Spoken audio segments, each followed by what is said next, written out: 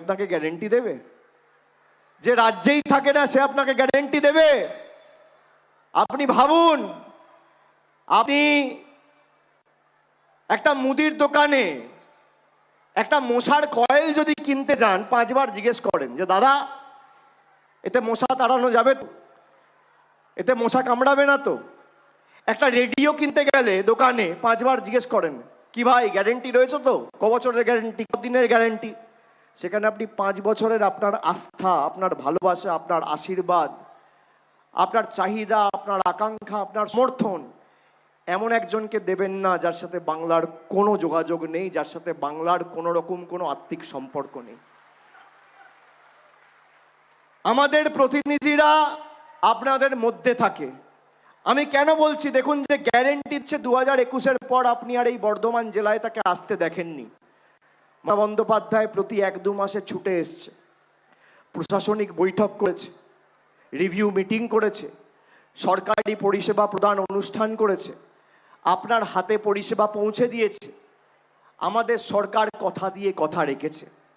তাই আমি আপনাদের অনুরোধ করব, নিজের অধিকারকে সামনে রেখে ভোট দিতে হবে এবং এই বহিরাগতদের বিদায় দিতে হবে।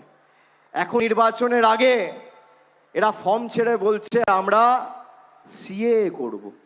আপনি সিএ এর আইন পাস করেছেন 2019 সালে, আপনার খালি নিয়মাবলী করতে লেগে গেল 5 বছর।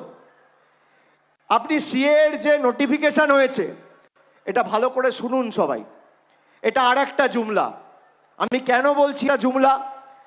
যে নোটিফিকেশন হয়েছে সেই 40 পাতার মধ্যে আপনি দেখবেন 38 পাতা খালি ফর্ম। মানে আপনি ফর্ম ফিল আপ করুন, তারপর আপনি কবে নাগরিকত্ব পাবেন, কোথায় অ্যাপিল করবেন, কার কাছে যাবেন, কোথায় আবেদন নিবেদন করবেন, কিচ্ছু ক্ল্যারিটি নেই, কোথাও কিচ্ছু বলা নেই। মমতা বন্দ্যোপাধ্যায় আপনাকে বলেছিল 2021-এ নির্বাচনের প্রাক্কালে যে আমরা ক্ষমতায় এলে লক্ষ্মীর ভাণ্ডার দেবো, বলেছিল হ্যাঁ কি না? জোরে বলুন হ্যাঁ কি না? 2026-এর নির্বাচনের আগে যদি আমরা ফর্ম বিলি করে বলতাম যে ফর্মটা ফিল আপ করুন তারপর লক্ষ্মীর ভাণ্ডার পাবেন, আপনারা তৃণমূলকে ভোট দিতেন? কেউ দিত না, কেউ দিত না। কেননা মানুষ ভোট দেয় ভরসা করে। মমতা ব্যানার্জি জিতে 1 মাসের মধ্যে লক্ষ্মীর ভাণ্ডার কার্যত বাস্তবায়িত করে দেখিয়েছে, আর এরা এখন ফর্ম বিলি করছে। আপনি শুনে রাখুন, এই সিএ এর কারণে আসামে 12 লক্ষ হিন্দু বাঙালি এনআরসির কবলে পড়েছে। আসামের মুখ্যমন্ত্রীর নাম কি? হিমন্ত বিশ্ব শর্মা। কোন রাজনৈতিক দলের মুখ্যমন্ত্রী? ভারতীয় জনতা পার্টি। বিজেপি ব্যবস্থা নিয়েছে? নেয়নি।